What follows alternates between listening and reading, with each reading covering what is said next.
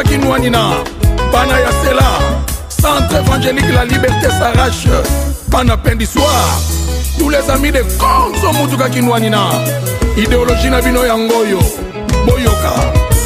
Ah, les Konzo Mutuka Kinouanina. Très bien, c'est ça l'idéologie. Konzo Mutuka Kinouanina, la vie est une bagarre contre l'inconnu. Bunda Yaya, Kobese Braté. Quand on a affaire à des loups, ne faut pas te comporter en agneau. À cause des forêts, yo. Bunda, la victoire est certaine. Ça c'est vrai.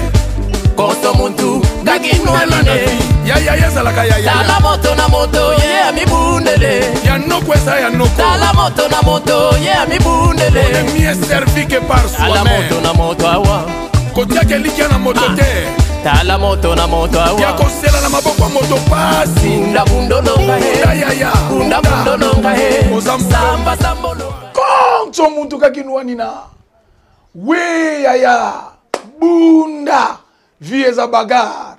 Bagarre contre l'inconnu, en même temps contre soi-même. Paul Alobinazo traité corps nangaï durement. C'est-à-dire, vie ezo senga ba discipline ya grave. Kobese brate, a luta continua. Moutako pesa yo chance na vie azate. Na lobaka na yo toujours. Moto ya linga kayote. Ce qui a bandi ko betela yo maboko. Mituna motuna erreur nini onga na sali na vie. Tika nzambe na lola aleka na komona yo. Oyo mokile bilombe. On est mieux servi que par soi-même. Tika na mibundela na ngai moko. Ya kozela na maboko ya mutu pasi yaya. Bundolonga. Vie eza bagarre. Merci pour la fidélité na yo. Na émission na yo lingi tout le temps. Oyo ndimaka kokimela mbangu oratete. Nous citons la liberté s'arrache. Oye kambami de main de maître. Il y a votre frère, ami, collègue, serviteur, daddy, pasteur, en la personne de l'homme de Konzo Mutuka Kinouanina. Bundolonga. Osalaka déjà molongi a priori, il faut prouver yango. Bibelobi c'est le résultat qui fait cesser des contestations et qui décide parmi les puissants. Pour bandi mayo, faut ça la preuve. Tika nzambe na nguya mona yo. Molobeli na bino pasteur Roger Ntiti sa pamboli bino bisika biso bozwami. Alinga kiko benga bino na losambo ya mbweto toka mate ya lelo. Tobondela. Tata yo za nzambe, kembo ya yo lokumu ya yo. Oyelingi yo nkolo ekokisa makati na bana na bato. Na kombo na Yesu Kristo. Nzambo na nguya, nzambo na solo, to bonde la que éternel petolobi. Amen. To saka na texte na biso, ya Genèse chapitre 37. To tanga, oyezali juste extrait, yo koyeba na kotanga nyoso tu na ndaku. Kobanda oyezali premier verset, te kino na suka. Mais tozwa, oyezali à partir, il y a verset 6. Il leur dit, écoutez donc ces rêves que j'ai faits. Nous nous trouvions au milieu des champs, à lier des gerbes. Et voilà que ma gerbe se dressa et se tint debout. Et que vos gerbes l'entourèrent et se prosternèrent devant elle. Ses frères lui dirent, est-ce que tu prétends régner sur nous? À moins que tu nous prétendes être notre maître, et il les haïr encore davantage à cause de ses rêves et à cause de ses paroles. Il fit encore un autre rêve qu'il raconta à ses frères. Il dit, voilà que j'ai fait encore un rêve. Le soleil, la lune et 11 étoiles se prosternaient devant moi. Il le raconta à son père et à ses frères. Son père le gronda et lui dit, que signifient ces rêves que tu as faits? Prétends-tu que nous viendrons, ta mère, tes frères et moi, nous prosterner en terre devant toi? Ses frères éprouvèrent de la jalousie à son égard, mais son père garda les souvenirs de cet incident. Bien aimé, on continue la lecture. Lobi na lobaki na yo to continuer, peut continuer. Nzambe merci. Ouais, pas il te parler na tinetali, mais c'est Joseph. Un bon frère. Bien aimé dans le Seigneur, on a l'igno la nangai avec beaucoup d'attention et beaucoup d'empressement. Joseph est bien aimé dans le Seigneur. Petit frère, il y a Oyezali, ma grand frère naïe. Notamment ba Ribé, ba Simeon, ba Jida et consorts. Petit frère, il y a grande sœur naïe na kombo ya Dina. Grand frère, il y a petit frère na kombo ya Benjamin. Moi na tata na bango na kombo ya Jacob. Moi na maman na bango na kombo ya Rachel. Et c'est vrai, Joseph a botami na katia une famille polygame. Tata na bango, moto ya basi, kili kili. Aboti na ba maman mibale, au bakisi ba servante na bango, bien aimé dans le Seigneur, c'est-à-dire 4 femmes. Yokanga me bien aimé dans le Seigneur. Membre ya une famille. Ndenge na uteko lobana yo. Famille, c'est le centre d'accueil. Oye yambaka batu yanga na kogute pa ina Nzambe. Famille, c'est la collaboratrice directe ya Nzambe. Dieu travaille avec la famille. La famille, c'est le champ d'action ya Nzambe. C'est ça le champ de Dieu. Ou peut pas Nzamba za koyeba na ko tirer oyezali ses adorateurs. Bref, la famille, c'est l'objet ya gloire ya Nzambe. Pour que famille ezala objet ya gloire. Et ceux qui s'en kemwe pa ina Nzambe, il faut que famille en soi ezala yango moko le reflet ya gloire. Ezala nakati na gloire. Yango no moni Nzamba pambola ka famille. Pour ceux qui famille ezana nkembote, les gens n'accepteront pas non plus que notre Dieu, c'est lui la gloire. Yango moni Nzambe abandaki d'abord pa kokela esika moto akozala. Yambo ete moto ya. Yokana lobana yo me bien aimé dans le Seigneur. Yango moni Nzamba pambola ka famille. Abengi Abraham alobi na ye, toutes les familles de la terre seront bénies en toi. Le plus grand souci ya Nzambe que les familles soient bénies. Yokana lobana yo. Mais comment est-ce que Dieu travaille pour bénir la famille? Il tire d'entre oyezaliba membre de la famille un individu. C'est par lui que Dieu va passer. Pour bénir oyezali famille.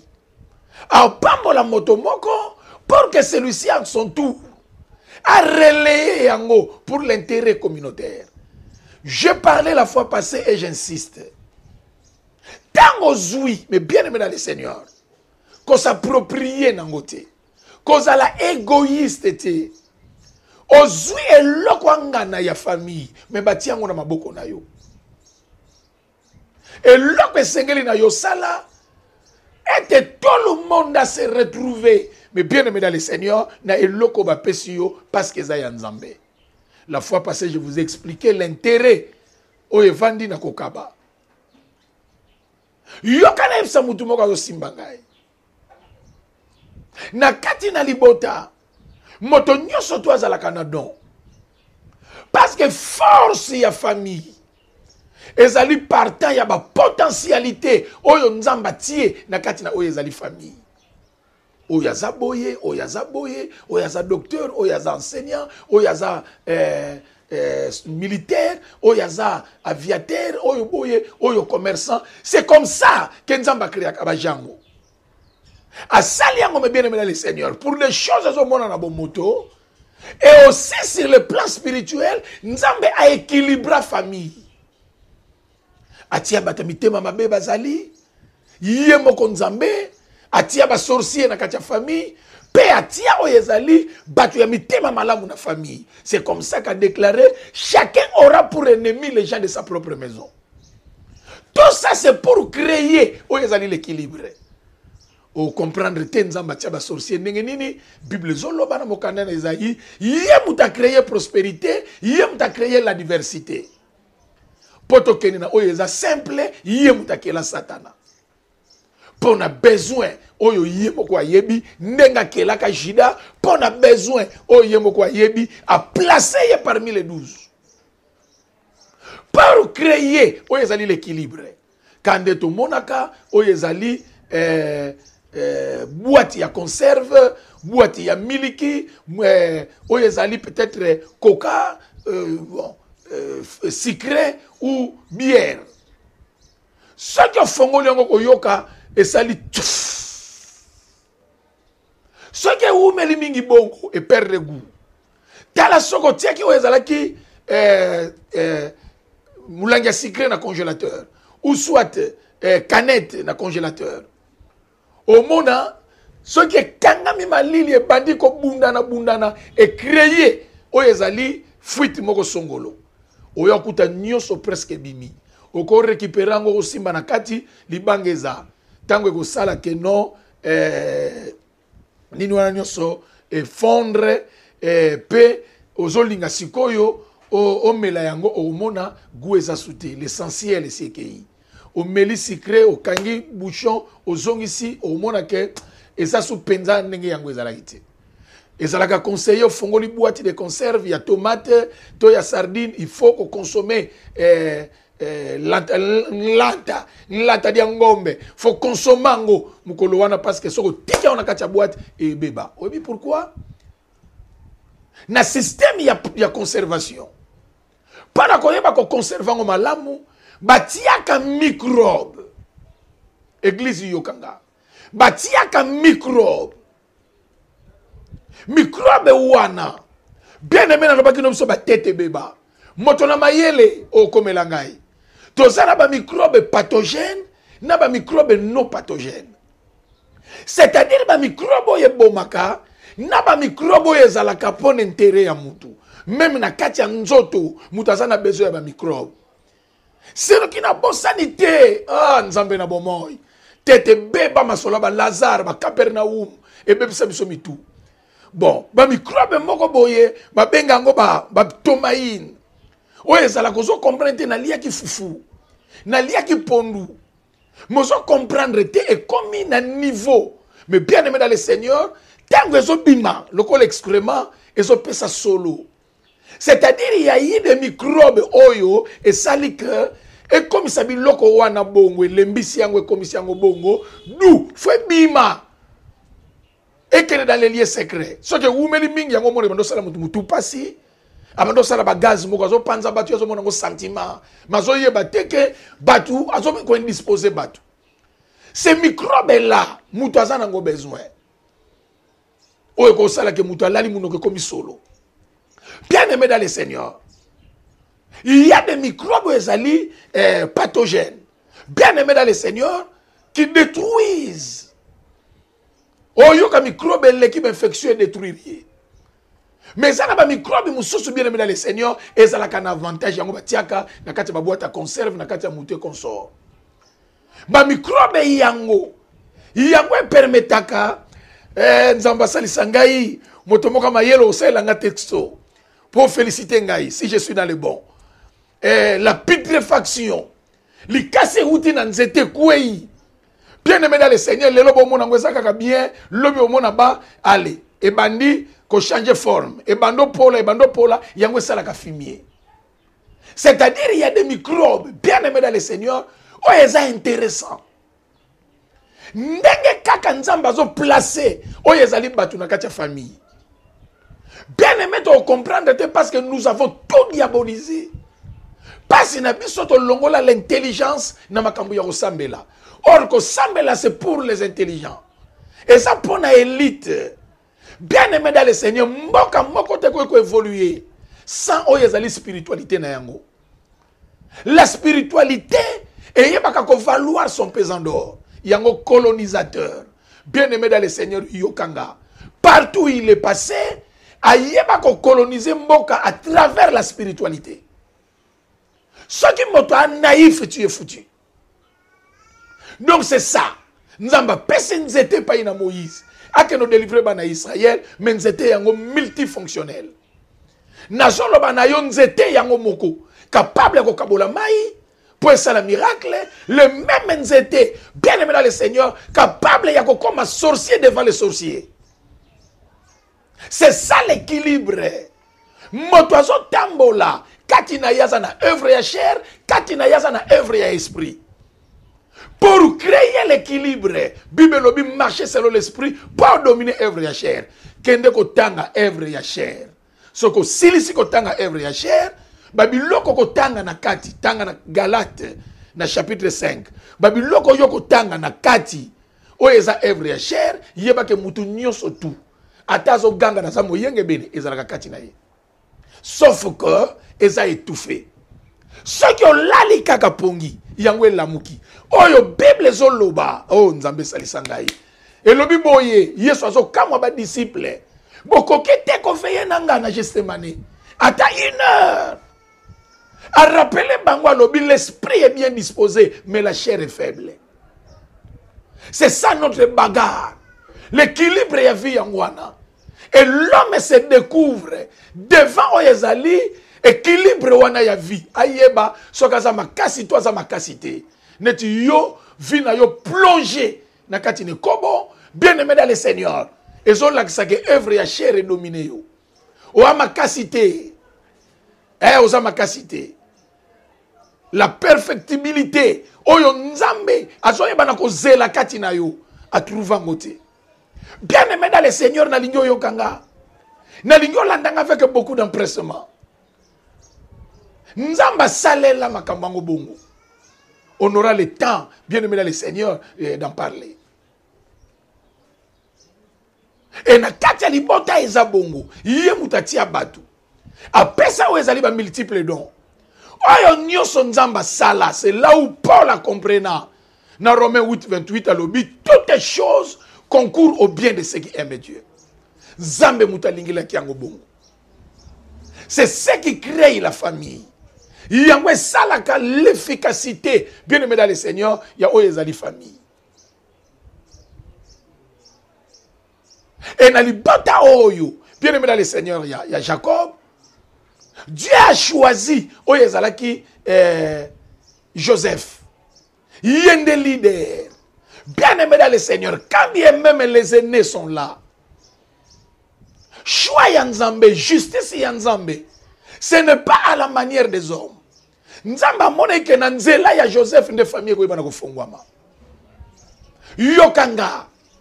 Tobota makabiso nyoso libota moko, mais moto na moto bien aimé dans le Seigneur, azalaka na destiné na ye. Yango no moni ndenge tozawana, mutu na mutu nenga zawana mais bien aimé dans le Seigneur. Na lingo yebana ko retenir, moto na moto ndenge yi azali wana. Azalaka na empreinte na ye.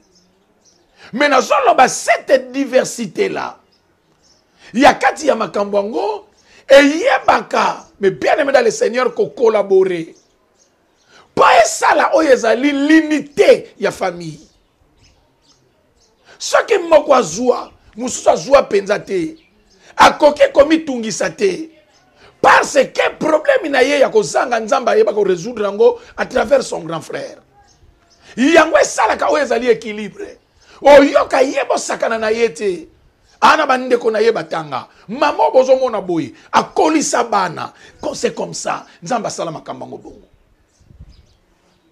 Mais yokangai. Destiné ya moto yangwe sala ka lobi ya moto.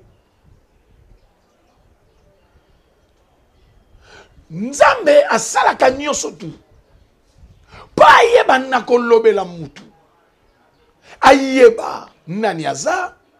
Ayeba oyezali lobi na ye. La vision oyo moto sengeli azala nango. Ezala ka photo ya oyo mutu akozala lobi. Ndenge nini moto akokota na oyo ezali vision na ye.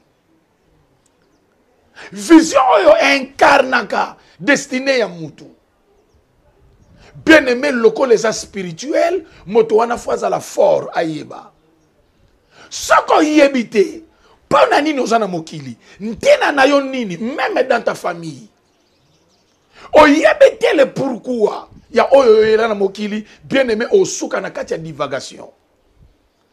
C'est-à-dire qu'on a la cohérente na vie. On a la moto simbatika. tala bato ebele ba s'embrouiller na vie. Parce qu'au fait, ça na information te. Na tene tali sa destinée. Nzamba bongisi yazala nani. Tala bato ebele ba raté ba mariage. Azwa mwasi oya kobakisa rien na vie na ye. Bien aimé dans le Seigneur, pourquoi? Parce que a yebite destiné na yezanini. A bengami azala nani lobi. Pana nini basi ebele lelo a koki kozala mwasi te. Parce que a s'embrouilla a kotana na un aventurier na vie na ye. Moyen a salala a salele loko yezakati na yezate. Ezo simbate interconnexion mobulu. Nzokande dans une relation, c'est le destin qui nous lie. Pana nini bato belé ba s'embrouiller. Bien aimé ayebi lobi na yete, yango pesi ye baninga. Oyo baso correspondre na yete. Or na vie soko lingo kende musika, kende ko sangana na bato yo basi ba koma place yo lingo kende. Bango nde ba osalisa yo. Ba olakisa yo ndenge nini ba salelaka pa ba atteindre eloko yo lingi. Pourquoi? Parce que il n'y a rien de nouveau sous le soleil. L'intelligence ezalaka fruit oyo ba bukaka na bilanga ya muninga. Likambozo lingo sala lelo ezana batu ba salango avant yo. Ezalaka bongo me bien aimé le Seigneur histoire. Soki batu belé lelo a se retrouver na poto. Parce que amitika ki na loyenge. Paul a lobby na Romains 12. Ne vous conformez pas au siècle présent.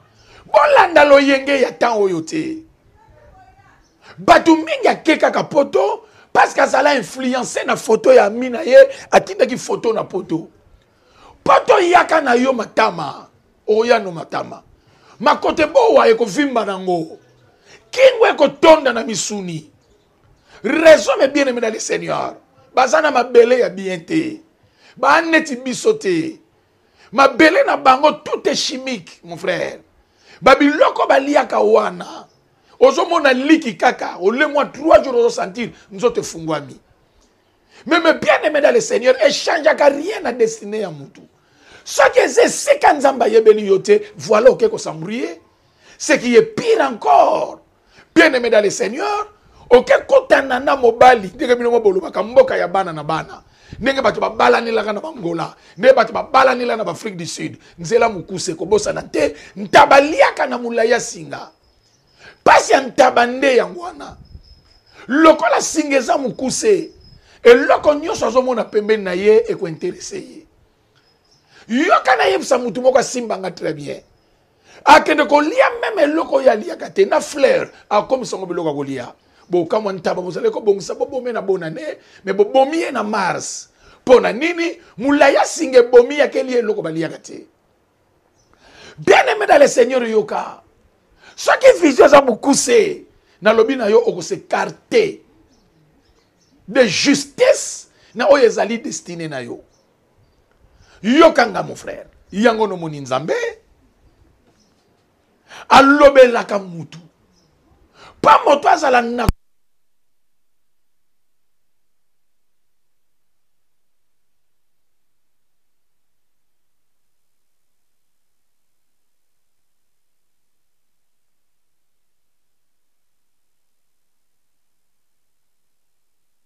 soto yokaka ezalaka maloba ya nzambe zoka nzambe alobaka. Bible lobby cependant, tantôt d'une manière, tantôt d'une autre. A kokia lobela yo na prophétie, a kon lobelo na mateya ndenge na zoloba, a lobela yo na ba mateya ya bus. Bien aimé dans le Seigneur, ceux qui ba mbrouiller bazaba ya ko luka ka mabonza, ya oya solo pe mateya ka baza. Kanga ka mutema tato senga mabonza na ye, meko yo kata musupe ya kokoloba na ye ponzambe. A utiliser oya zali ba soso ba loba. A utiliser bampunda baloba. Nzambe me bien aimé dans le Seigneur a se serva na oyezali nature et te ya batu. Pour la lobby la nature elle-même ne vous enseigne-t-elle pas tout mon ami Pépé, bien aimé dans le Seigneur, et lobé la badou. Mais maintenant, il faut faire attention. Lorsque Nzamba Lobaka, nous allons comprendre la voie la plus sûre. Oh, Nzamba Lobé la kabatu. Bien aimé dans le Seigneur, comme on a ndoto. Notre équipe a été que nazana don ya ndoto tete. Moto nyoso aza sensé ya kolota. Nzamba sale lango bongo. Yokanga mes frères. Yangwano moni soki olota kate tu es foutu. Oza zéro, je le répète, oza zéro. Moto kotaka en connaissance. Bien aimé dans le Seigneur. Il y a oyezali sphère spirituelle naye. Il y a réalité spirituelle naye nanzela yandoto. Bible lobby, il n'y a rien de nouveau sous le soleil. Oto salaka na moi. Bien aimé ezalaka makambo et se préparaka na butu. Butu e bongisi nini. Pona tine tali moi na yo. Or, Bible lobby, un peuple sans révélation, c'est un peuple sans frein. Heureux s'il observe la loi. Je connais le projet que j'ai formé sur vous.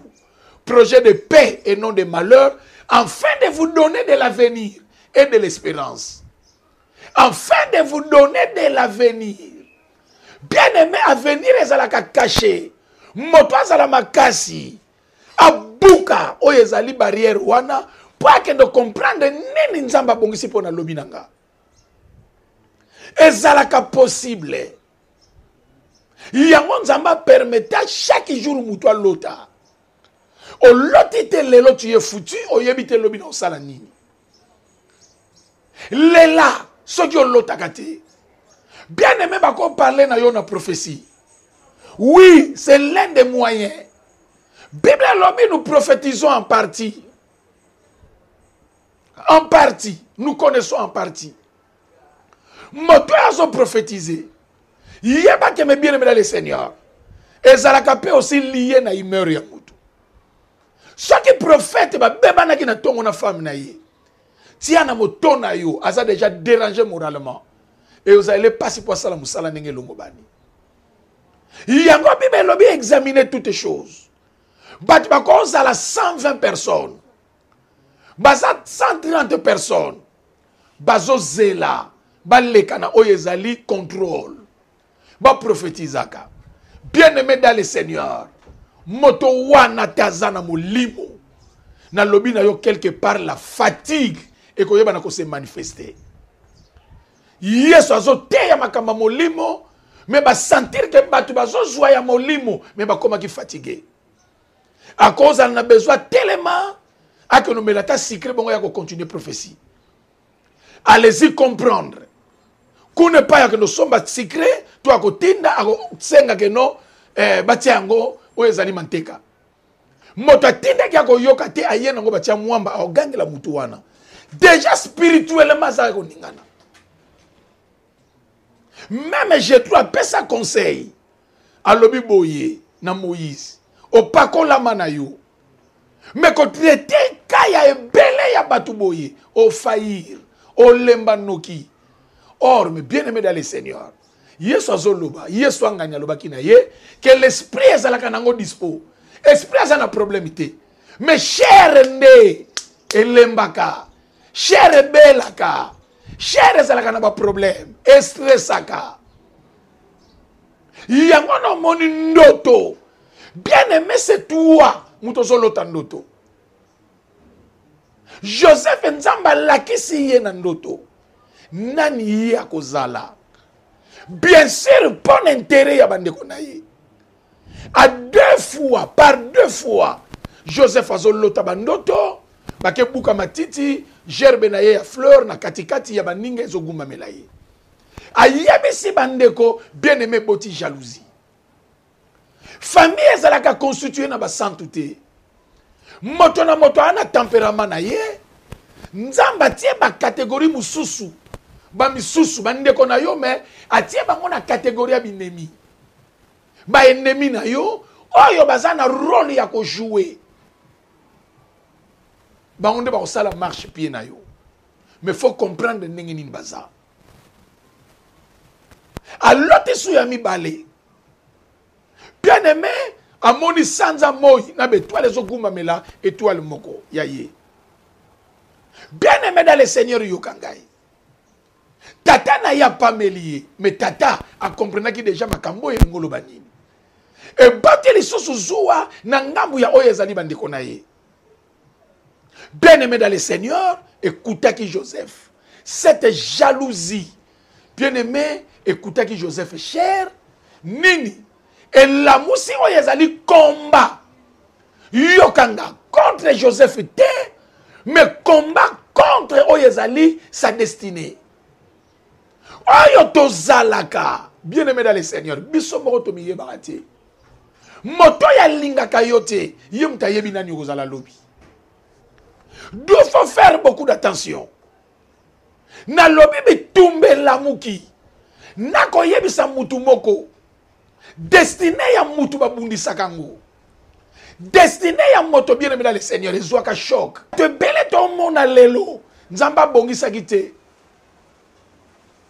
Azala, bien aimé dans le Seigneur, oyo yazalelo. C'est-à-dire ba devia ye. Batia ye oyo yazali libanda ya destiné na ye. Destiné ya moto bien aimé dans le Seigneur, c'est très fort. Yangonde mute sala ka mutu lobi. Or d'une manière générale, et ça passe, mais bien aimé dans le Seigneur, et lelo au mon amoto a sepela na oyezali bénédiction ya muninga. Nzambe nanwa salela ngo bongote. Or moto nyose sengeli a retenir. Muto yo nyose aza pembeni na ye, ajuaka role Satana. Pas que aza Satana, mais à cause de la canal munene Satana banako salela pas combattre loko yozanango. Non. Yokanga mes frères. Au monde mes bien-aimés. Joseph Nzamba aidé ye na nzela ya ndoto akende ko yeba nani ya kozala. C'est-à-dire Nzamba sali par na ye. Pona Nzambe asi a libéré volonté na ye. Yango Yesu alakisa ki prière à lobito bondela. Toyebisa tata que ta volonté soit faite sur la terre tout comme au ciel. Et sous kaka kunate, le champ d'action c'est ici sur la terre. Volonté ya tata sur la terre. Oyo yaso yeba na kolakisa biso na nzela déjà ya oyo ezali ndoto. Or ndoto ya moto ekashaka destiné ya mutu. Le problème est maintenant tango yo zui yango, yeba comment maintenant ko gérer. Parce qu'au fait c'est un processus. Et si e bandi Nzamba zo lakisa yo poninga na te. Na lobi na yo prophétie ba travailler ka yango. Abakuka lobi j'étais à mon poste et je veillais. Na zo tala ndenge prophétie na ngeko kisama. Daniel azalaki na kati ya oyo azalaki mabondeli. Azo bondela. Azo persévérer, azo zela tala ndenge nini ya yeko ya. C'est comme ça que les choses fonctionnent. Nzamba lakisi yo, yeba que tu as un rôle à jouer. Tu as une part de responsabilité. Yango monia ko yango spirituellement. Ako manifesta quand était parce que notre kotaka na labo.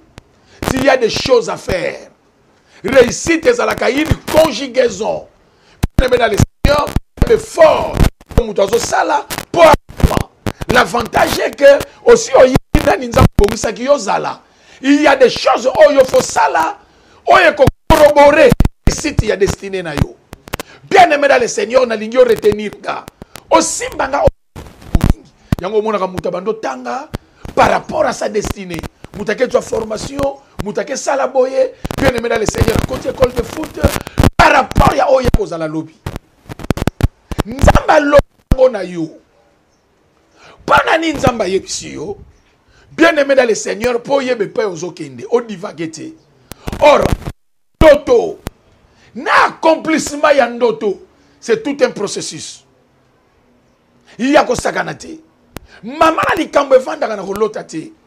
Mama na likambo lota pendoto wane lata nzoto epai bakareza. Esprit spirituellement. Bien-aimé dans le Seigneur et Bundi Samaka. Ba combattre ndoto na yo. Yeba ke tozana elolenge misatu ya batu. Les hommes forts en esprit. Les moins forts en esprit. Les faibles en esprit. Moto ya aza capable ya ko bloquer o ezali na yo. Preuve to moni o ezalaki Daniel asobondela nzambe se alachaki yano. Mais celui qui était plus fort que lui spirituellement, roi ya Perse, à retenir yango. Il fallait que faire intervenir la force contre force. La force oeza makasi koleka pour que Daniel a tué le kwazala koluka. Bien aimé dans le Seigneur na lingi bo simbanga, bo yokanga malamu mingi penza. Ba de belle ba du choc na vie. Ba de belle ba za combattu na vie. Ba bundisa ye. Ba bundisa ndoto na ye. Ba sala yo je. Bien aimé dans le Seigneur. Mingo monaka famille ko mona nati. Oyo nzamba zo benga moto moko ko collaborer na bango pour que ndoto ne salamati. Na nini famille bundisa ka ndoto. Na lobe na yo to za un esprit ya conservation. Au côté bana liboso baza. Au côté nenge famille bongisa makamu nango. Mais une chose est vraie, souveraineté ya Nzambe ezali. Génération moko elekaka pe muso eyaka. Mingi to alternance. Famille mingi ebundisaka lipamboli na yango. C'est ça la maladie ya famille. Yango mo Nzambe de fois permetta moto asalisaka bino akufa. Pas punir bino. Bo tekala na pasi boko mona plaisir décennie. Muta osalisa bino akozala te. Nzambe na souveraineté na ya saleli yango bongo exactement pour vous punir. Moto nyoso fa yeba kezalaka bongo. Le combat wana na famille est réel. Nzamba permettait banguna bazala. Bazala te pour te détruire, mais bazala wana pour t'aider. Bien aimé dans le Seigneur, il y a ko yeba na ko réaliser o yezali destiné na yo. Mais yoka. Ceux qui ont comprendre ben jeter. On comprendre comment est-ce que les choses fonctionnent. Ben-aimé ya famille na yo, ba ko se transformer dans destructeur na yo. Mais ceux qui ont respecté les enjeux, bien aimé dans le Seigneur, na lingyo yeba retenir aussi meloko malamu penza au mona ke ba okomate. Mako ya ba makambo nini? Oye boma Joseph comme nango manque de discrétion.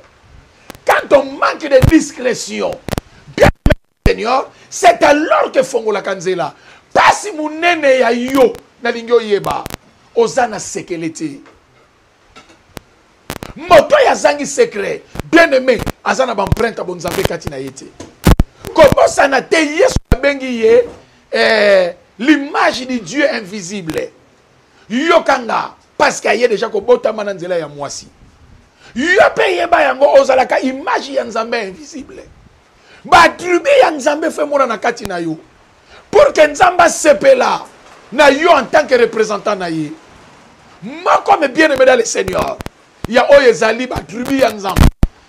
Et l'autre Nzamba c'est la katina yo, c'est la discrétion. Proverbe 25 verset 2 lobi, même Nzambe gloire na ye vandi na ko bomba makambo. Yo malheureusement parce que yango moni lelo au bomi destiné na yo manque ya secret. Osa discréter. À suivre. Tia sous virgule. Tika Nzambe nanga mona yo. Comme son mutuka kinouanina. Merci à toi, mes chers Kembe Fouré Moulin. Et merci au trio Mike Nouzoladio, Michel Engiama Benjamin. À la supervision et coordination, nous avons Zakari Baba Sowichia. Et pour couronner le tout, de gros bisous à toi, Ardamour. Allez, dans le lobby du 18 au 25, séminaire Nabiso Zotoka. Dimanche de 9h à 11h30. Comme lundi dès samedi. Parce que le 25, il n'y a pas culte. Tu as prié. Oyezali le samedi. Bien aimé dans le Seigneur, d'être aussi Oyezali séminaire Nabiso. Dans le binayo, tu as aussi le sango. Nangonga, il y a 17h à 19h. Ne manquez pas. thème na biso ezali les rêves ya souffrance. Tika nzamba mona bino. Allez, bye bye. Konzo mutuka kinwanina bana ya Sela Centre évangélique La Liberté s'arrache bana pendi soir. Tous les amis de Konzo mutuka kinwanina idéologie na bino ya ngoyo boyoka. Ah, les Konzo mutuka kinwanina. Très bien, c'est ça l'idéologie. Konzo mutuka kinwanina. La vie est une bagarre contre l'inconnu. Bunda yaya, Kobese braté. Quand on a affaire à des loups, ne faut pas te comporter en agneau. À côté foréo. Bunda, la victoire est certaine. Konsomuntu kinwanine. Ça c'est vrai. Konsomuntu kinwanine. Yaya zalaka yaya. Tala moto na moto ye amibundele. Ya noko esa ya noko. Tala moto na moto ye amibundele. On est mieux servi que par Tala soi-même. moto na moto awa. Kotia kelikia na moto te. Tala moto na moto awa. Ya kosela na maboko moto pasi. Bunda bundolonga he. Bunda yaya. Bunda bundolonga he. Samba sambolonga he. Bunda bundolonga he. Très bien. Bunda bundolonga he. Bunda bundolonga he. Ah, Ardambungu. Omoni fruit à patience. N'est-ce pas balobara que derrière un grand homme il y a une grande dame. Bunda maman, bunda. Maman ya bande belé. Zamba pambola yo. Ah, les taper les mains. Ma